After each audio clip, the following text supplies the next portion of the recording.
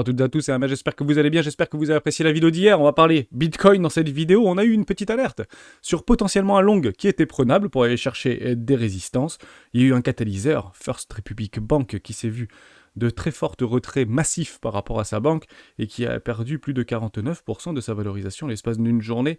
C'est pas bon signe, mais un bon catalyseur par rapport à Bitcoin qui a bien réagi. Or, les indices ont fait complètement le contraire. Généralement, Bitcoin a tendance à suivre les indices. Soyez vigilants par rapport à ça et je vous en parlerai puisque pour l'instant nous sommes toujours dans un environnement très court terme relativement baissier. Pourquoi ? Parce que Bitcoin se trouve en daily sous sa Kijun. Donc c'est un signal pour moi que je regarde avec une très grande attention et je vous expliquerai comment j'aurais fait si j'avais pris ce tout petit trade que j'avais annoncé. Donc hier on commence maintenant.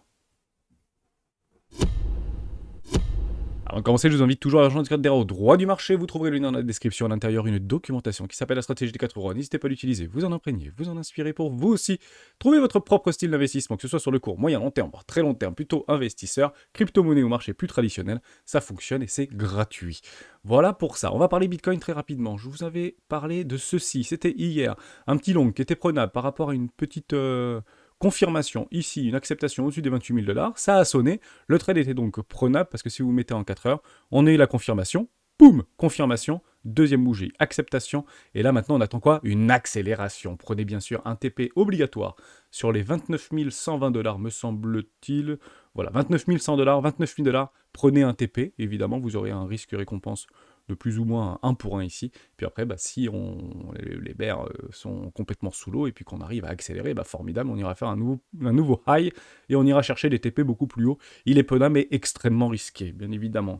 Vous avez quand même une longueur d'avance, pourquoi ? Parce que vous êtes dans la tendance. Jusqu'à preuve du contraire, nous ne sommes pas venus chercher les 26 500 $, ce qui m'indique qu'il est plus potentiel et plus probable à 51% de chances qu'on ne fasse pas un deuxième flux baissier, qu'on fasse directement un nouveau high, tout simplement. Par contre, si on était venu s'affranchir des 26 500 $, beaucoup ont répondu ok, ça veut dire qu'on est parti chercher tous les bouboules et puis derrière on peut maintenant faire un nouveau sommet.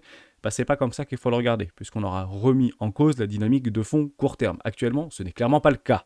On fait un low et maintenant on va chercher un high. La question est de savoir, c'est que si on fait un lower low ou un high ici, donc là c'est juste formidable, ou un lower low. Voilà, un nouveau low ici, et puis à ce moment-là, on ira chercher les objectifs plus bas.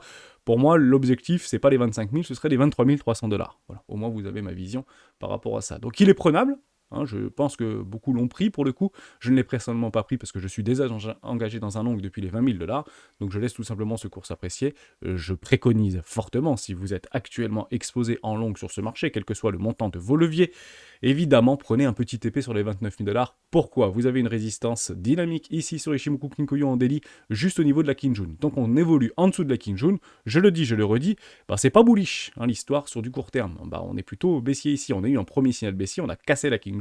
L'objectif, c'est de venir la briser, la reconquérir et l'accélérer, tout simplement. Ce qui est possible dans un scénario. On est dans un environnement un petit peu perplexe, on a beaucoup d'émotions, c'est complètement normal. On fait beaucoup parler des influenceurs, et moi le premier, mais ils ont raison malheureusement, et c'est comme ça qu'il faut interpréter les choses, tout simplement. Mais je reste dans la tendance, vous avez donc 51% de chance de faire un nouveau high, et non pas un nouveau low. Sinon, on repartirait sur une forme de consolidation, et on aura peut-être un peu plus de mal et un peu plus de temps à parcourir avant de faire un nouveau high, tout simplement. C'est très important de le signaler comme ça. En dehors de ça, niveau order flow, on voit quelque chose de très intéressant. On a une explosion au niveau des open interest. Donc on est parti par rapport au plus bas ici sur les 27 400 $, 27 300 $, 5,5 billions de dollars à 5,9 billions de $. Ça long et ça short relativement massivement. Ce qui est très très pertinent à voir, c'est que les petits retail ici, long, short au niveau des comptes, notamment sur Binance, vont plutôt shorter. C'est exactement ce qu'on voit, une dépréciation au niveau du ratio long short, une réappréciation au niveau des CVD spot, une divergence par rapport aux spreads, plutôt intéressant de l'observer, des fundings négatifs sur les autres échangeurs hors Binance, tout simplement, et une décroissance au niveau du funding sur Binance. Donc j'ai bien l'impression qu'on est peut-être un tout petit peu plus en train de shorter cette petite montée que personne ne comprend, plutôt que de la longue. Donc on peut éventuellement avoir une petite accélération haussière, ce qui serait de bon augure pour ni plus ni moins que de prendre un petit TP et de valider ce trade. Deux possibilités, soit vous remontez après votre stop, ce que je ne ferai pas personnellement, parce que vous serez à break-even. Généralement on vient les chercher sur une petite neckline d'un précédent W daily ici, même si la mèche, et on n'oublie personne, pour moi je ne le confirme pas. Sinon, bien évidemment, vous laissez votre stop, mais l'objectif c'est d'abord de ne pas perdre. hein. Bien évidemment, les take profits sont faits pour sécuriser les positions. Et après, on voit pour gagner, bien évidemment. Tout n'est que risque management. Au niveau des liquidités, on voit que les Wise sont relativement plat, mais on a une explosion au niveau de l'agitation vis-à-vis des plus petits portefeuilles. 100 000, 1000, 1 000, 10 000, 10 000, 100 000, etc.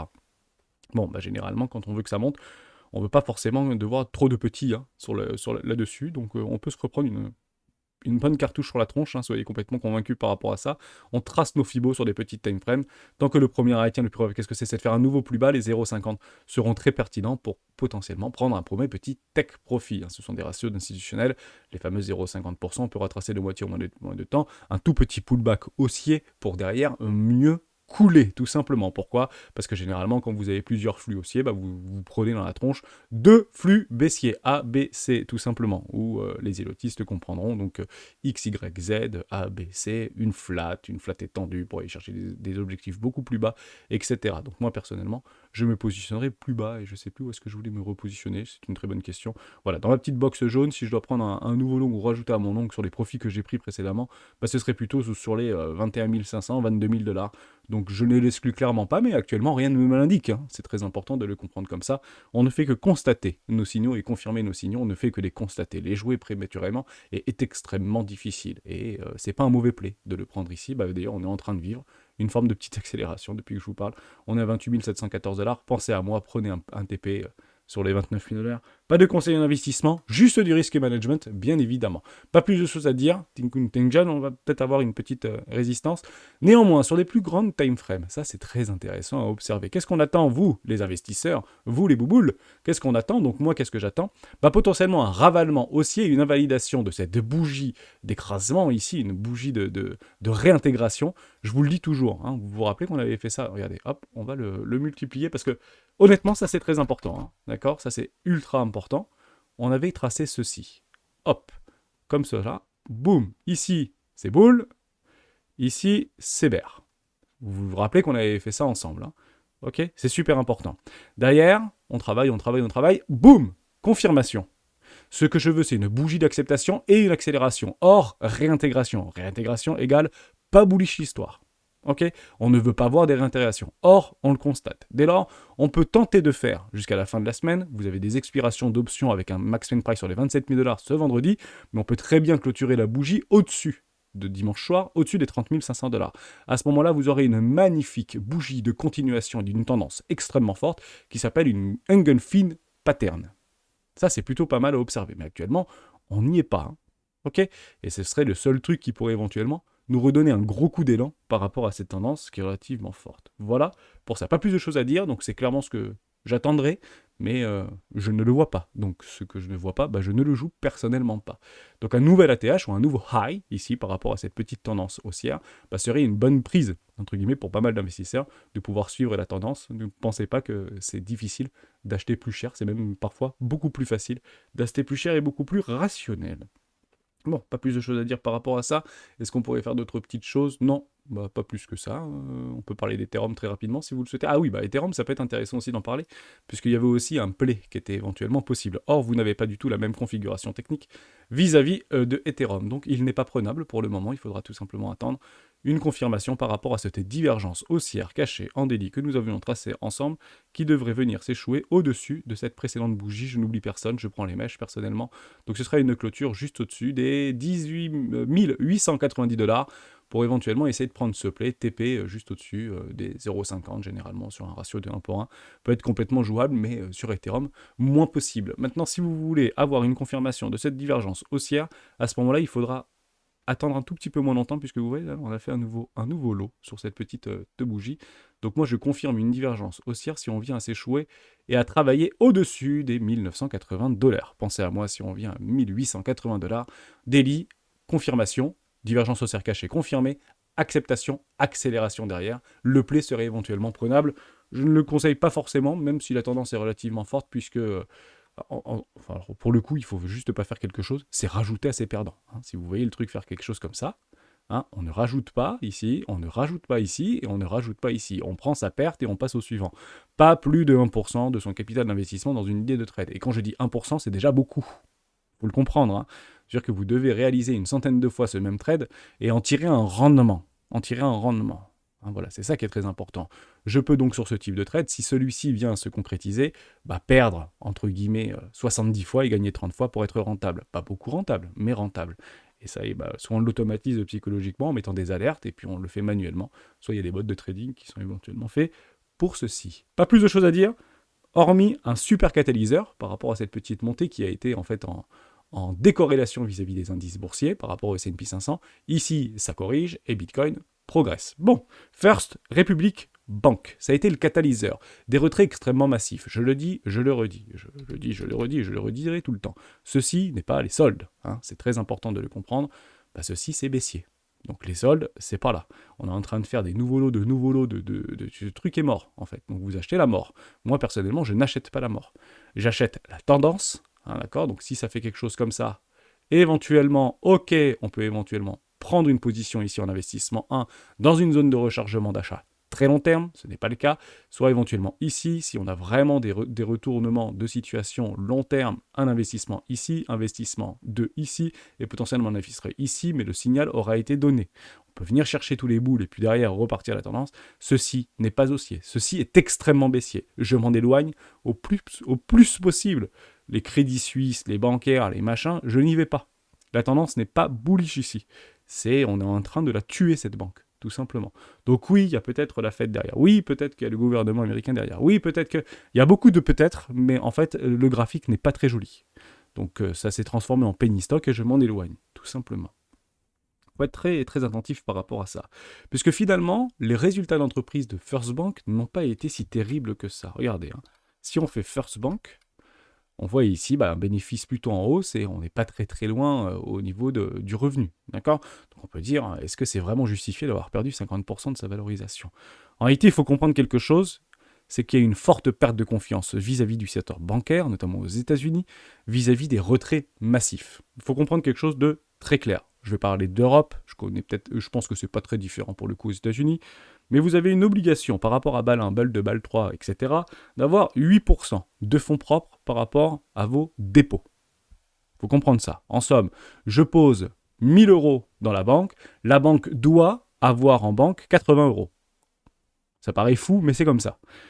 Par rapport aux prêts accordés, si vous avez 100 euros de prêts accordés, la banque doit détenir en fonds propres minimum 1 euro. Donc c'est des ratios de 1 à 100 par rapport aux prêts accordés. Généralement immobilier, automobile, etc.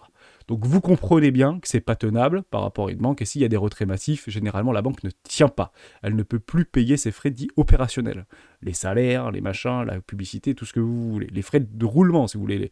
Le FDR, le fonds de roulement, il peut malheureusement plus l'assurer, avec des retraits qui sont même limités. Là, on parle de 70 milliards de dollars, me semble-t-il. Donc oui, probablement que la Fed et que les gouvernements vont probablement injecter des liquidités relativement massives.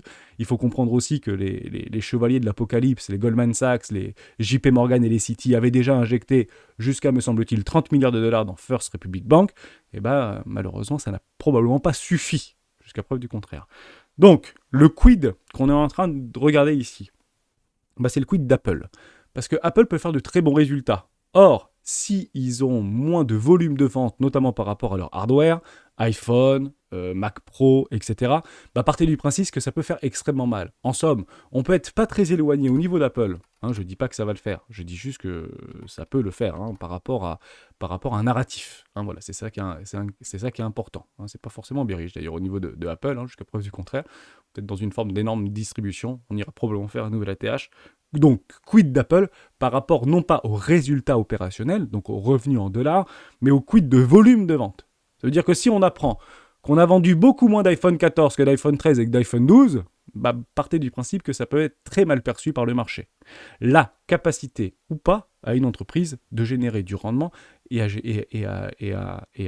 à vendre du volume et à générer du volume de vente. C'est à peu près la même chose sur le bancaire. On peut avoir des résultats satisfaisants opérationnels, mais des retraits massifs qui font partie, si vous voulez, de l'actif de la banque. L'actif de Apple, ça pourrait être presque considéré comme leur iPhone, tout simplement, leur matériel. Okay, plus de 60% du chiffre d'affaires d'Apple, c'est la vente d'iPhone. Il faut le comprendre aussi comme ça, c'est très important de bien le souligner. Dès lors, quid de Spotify ? Quid de Netflix ? C'est exactement la même chose. Netflix et Spotify peuvent faire des résultats opérationnels plutôt encourageants, Mais si derrière, ils ont une perte au niveau des abonnés, une perte au niveau de leurs utilisateurs payants, à ce moment-là, ça peut être très fortement sanctionné. Dans la même lancée, quid de Tesla? Tesla peut faire des résultats opérationnels relativement satisfaisants, notamment au troisième trimestre 2022, lorsqu'il avait vendu 75 000 bitcoins, qui avait en fait redonné un joli coup de fouet à son résultat opérationnel. Oui, mais quid des livraisons et quid de la production? Si les analystes partent sur une livraison ou sur une production de 450 000 véhicules et que finalement il en a fait que 410 000, partez du principe que Tesla peut prendre une grosse claque derrière la tronche. D'accord? Pas en termes de résultats opérationnels, mais plutôt en termes de volume de vente. Et c'est ce qu'on regarde visiblement sur pas mal de nos actifs préférés ou pas mal de nos actions préférées depuis quelques mois maintenant. Quelle est la production, le volume? Est-ce que c'est soutenable? Est-ce que par rapport aux tensions qu'il y a sur les matières premières, est-ce que c'est soutenable? Est-ce que c'est tenable? Et ce sera bien évidemment pricé en amont. Pourquoi? Parce que si vous vendez moins d'iPhone, maintenant, ça va se ressentir bien évidemment dans les chiffres en termes de valeur, dans 3 mois, dans 6 mois ou dans 8 mois, comme vous pouvez bien sûr l'imaginer. On fait quelques petits touches, j'espère que je vous ai aidé par rapport à ça. Donc n'ayons pas uniquement le regard sur les chiffres, regardez un peu plus profondément. Tout simplement. C'était un petit peu le fil d'Ariane de ce début de vidéo. On continue avec quelques petites news. Donc voilà, Forbes Republic, 49% de Wall Street, c'est un retrait massif de ses dépôts. Dixit, perte de confiance très massif. Ça, c'était super important parce que c'est Rudy qui nous a partagé ça dans le Discord, donc merci à toi dans Blabla. Un ancien président de la Chambre et un ancien responsable de la justice se réjouissent de l'équipe politique américaine réunie par paradigme. Donc, en fait, il y a des anciens membres du Congrès, etc., qui se sont réunis pour faire du lobbyisme, pour les membres du Congrès par rapport aux crypto-monnaies, aux technologies blockchain, aux NFT, etc. C'est de très bon augure, en réalité. Soyez complètement convaincus par rapport à ça. Et ce qui est extrêmement drôle, c'est que aux États-Unis, on rigole, merci d'ailleurs pour ça, mais aux États-Unis, ils font de la pub pour les lobbyistes. En Europe ou même en France, c'est un petit peu tabou, mais aux États-Unis, on est content de ça. Super. Enfin, des gens qui savent de quoi ils parlent, ils vont pouvoir éventuellement éduquer les membres du Congrès. C'est une formidable nouvelle, et ça a encore une fois été catalysant par rapport à cette petite recrudescence au niveau de Bitcoin. C'est une super nouvelle. Ça aussi, c'est une super nouvelle. Je ne sais plus où est-ce que c'était. C'était au niveau de Coinbase. Voilà, ici, régulation des crypto-monnaies. Coinbase attaque la SEC en justice et lui pose un ultimatum. C'est toujours très intéressant quand vous avez ce type de news. On le savait, qu'ils allaient attaquer la SEC, mais en parallèle, je ne sais plus si je vous ai trouvé la news ou pas, peut-être que je l'ai plus la news, c'était par rapport à Gary en 2018 qui expliquait que les 3/4 des commodities, ou les 3/4 des crypto-monnaies étaient considérées comme des commodities, comme des marchandises, et n'étaient absolument pas des securities, et en fait il a complètement fait volte-face. Bon, par rapport à ça, c'était pas grave. Très important aussi, par rapport à Bybit, c'était ici, voilà, Bybit souhaite imposer des normes de KYC obligatoires pour tous ses services. Je trouve que c'est plutôt de bon augure vis-à-vis de Bybit, puisque ça permet de se mettre en conformité par rapport aux pays européens, par rapport aux pays... ils ne sont pas encore aux États-Unis, Bybit, mais peut-être que ça ne serait tardé, même si c'est un peu difficile aux États-Unis, vu ce qu'on a réservé à Binance. Vous pouvez bien sûr le comprendre, donc pour l'instant, ce n'est pas du tout l'objectif de Bybit. On en avait déjà parlé dans pas mal de vidéos précédentes. Mais KYC obligatoire, est-ce que vous êtes pour, est-ce que vous êtes contre? Vous avez d'autres échangeurs qui ne le proposent pas. Partez du principe que ça va devenir une norme. Donc si aujourd'hui vous êtes sur un échangeur, parce que vous avez ces sensations de liberté et de confidentialité et d'anonymat, partez du principe que si les échangeurs veulent continuer à prospérer, il faudra bien évidemment qu'ils se plient à ces règles de KYC, de blanchiment d'argent, de financement du terrorisme, etc. Et ça passe par là, et puis ça me permet en fait de vous remettre l'espace inscrivez-vous avec mon notification et gagnez $50 en USDT sur les bonus, c'est jusqu'au 30 avril, donc c'est après-demain, voilà, tout simplement. Profitez-en, puisqu'après ça passera à $25 seulement. Donc c'est une possibilité d'augmenter au niveau de sa marge par rapport au contrat futur. Vous pouvez hedger votre position, prendre un petit long, ça permet tout simplement de s'essayer. Bien évidemment, faites attention et n'investissez que ce que vous êtes prêt à perdre. Côté alt season, ça c'était important aussi qu'on en parle, puisque j'avais une demande dans ce sens-là. Bon, c'est Maïs qui voulait qu'on parle. Est-ce que tu penses, Hermès, qu'on pourrait avoir un nouveau alt saison ou pas par rapport à Bitcoin ou par rapport pas Bitcoin, mais plutôt aux crypto-monnaies dans les prochains mois ou prochaines semaines? Je vais être très clair par rapport à ça. C'est une question qui revient souvent, et puis je vous avais dit hier que je prendrais le temps de répondre à une question. Et donc c'est la question de la fameuse alt saison. On est pas mal d'analystes, pas mal de youtubeurs à avoir des idées un petit peu différentes par rapport à ce alt season. Certains y croient dur comme fer, d'autres sont un peu plus sur la réserve. Je suis personnellement un peu plus sur la réserve et je vous explique pourquoi en 3 points. 1. Pour un alt season, il faut une forte confiance. pose la question, est-ce que vous avez une forte confiance vis-à-vis des technologies blockchain et des crypto-monnaies actuellement? Est-ce que les news vont dans l'autre sens? Bon, la réponse est non. Donc, news, hype, vous pouvez mettre de côté. Forte confiance, vous pouvez mettre de côté. Deuxième chose qu'il faut avoir, c'est une forte tendance. Ça, c'est super important. Si on revient sur le total market 2, si j'enlève en fait Bitcoin ici, vous n'avez pas de forte tendance. On est en train de latéraliser. Nous n'avons pas de tendance clairement définie. Vous avez des premières ruptures haussières, des arrachements haussiers, on tente de retourner la tendance, mais vous n'avez pas, en fait, par rapport à Bitcoin ou Ethereum qui l'a fait, mais il a réintégré, Ethereum, Bitcoin ne l'a pas encore réintégré, au-dessus des 700 milliards de dollars. C'est ici qu'on pourrait éventuellement lancer une forme de tendance. Dès lors, avant, on peut faire très bien ceci, d'accord, voire ceci, nous n'y se trompons pas. Donc actuellement, la tendance n'y est pas. Vous avez un retracement, un pullback haussier, on tente les arrachements haussiers, mais actuellement, on n'est pas venu chercher les précédents high du précédent high. On vient juste chercher de la liquidité. On le voit bien par rapport à ces précédents lows ici. Ces précédents high, pardon. On n'est même pas allé chercher celui-là. Donc, pas de tendance extrêmement forte. On voit des choses qui sont positives, mais si vous prenez n'importe quel crypto-actif qui est plutôt pas trop mal, je sais pas qu'est-ce qu'on peut dire... Link, beaucoup parlent de Link actuellement, c'est pas une mauvaise chose. On pense que si on en parle trop, ça marchera pas, mais rassurez-vous, on n'est pas très très nombreux à parler. Même si on est tous en même temps, les influenceurs à parler de Link, tout le monde s'en fout de toute manière. Il n'y a plus personne sur ce marché. Donc actuellement, voilà. On est en train de latéraliser. Et beaucoup de nos cryptoactifs latéralisent. Plutôt ici en pleine neutralité, mais beaucoup sont aussi sur leur bas de range, tout simplement. Donc on attendra tout simplement une extraction haussière qui juste conditionnera et catalysera un rebond haussier. Un pullback haussier. Pourquoi juste un pullback haussier? Et je serais plus en fait d'avis de voir quelque chose plus comme ça, par exemple, avant de faire des magnifiques structures halving potentielles vis-à-vis de Bitcoin. Parce qu'il faut une troisième condition qui est inhérente à un alt season. Qu'est-ce que c'est? C'est un afflux massif sur le marché de nouveaux capitaux. Une rentrée massive de nouveaux capitaux sur ce marché. Or, c'est exactement le contraire qu'on est en train d'observer, je ne sais plus où est-ce que c'est par rapport à ma petite news, je n'en sais rien, c'est pas... Voilà, catastrophe financière, les stablecoins perdent des milliards alors que le Tether grimpe en flèche. En réalité, ça s'équilibre par rapport à une perte de confiance qu'on peut avoir, notamment en Circle, notamment en DAI, notamment en BUSD aussi qui a beaucoup déprécié puisqu'ils ont arrêté leur partenariat avec... je sais plus qui, moi j'ai du mal avec les noms, mais vous avez compris un peu l'idée. Moi, je vous remets directement sur cet indicateur, un indicateur d'impression, tout simplement, et actuellement, ceci n'est pas haussier. Il n'y a pas d'impression au niveau de USDT, DAI, USDC, BUSD vis-à-vis de la market cap. On n'est pas en train d'imprimer là. Donc oui, on voit au niveau que juste l'USDC fait comme ça. Oui, mais si USDC fait comme ça, mais BUSD, DAI, USDC et tout ce que vous voulez...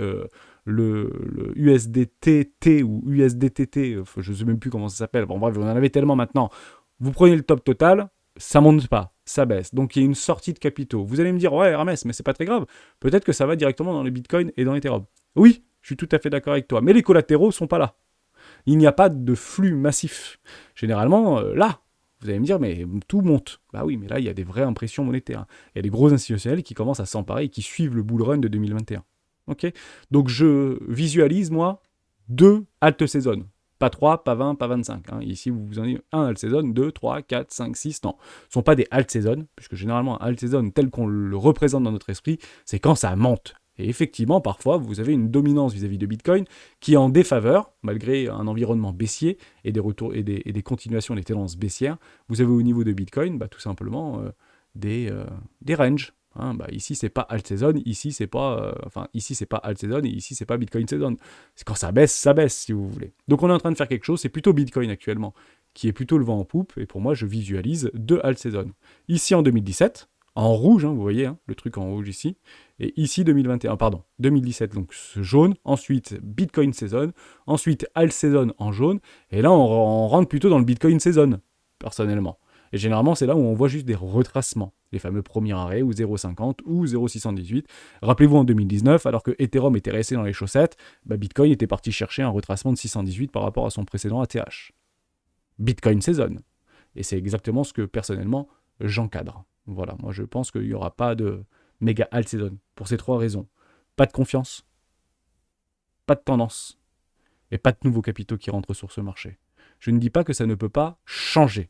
Il faudra que ce soit extrêmement catalysé et ça passera par plein de raisons différentes. Politiques, gouvernementales, tout ce que vous voulez. Pas de récession, pas de... On peut imaginer... pivot de la Fed, tout ce que vous voulez. Vous mettez tout dans un gros panier et vous essayez de choper tout, en fait, les numéros. Hein. Il faut avoir tous les bons numéros, là. Hein. D'accord? C'est pas un numéro suffit. Si vous voulez un vrai alt season, c'est qu'il faut avoir tous les bons numéros.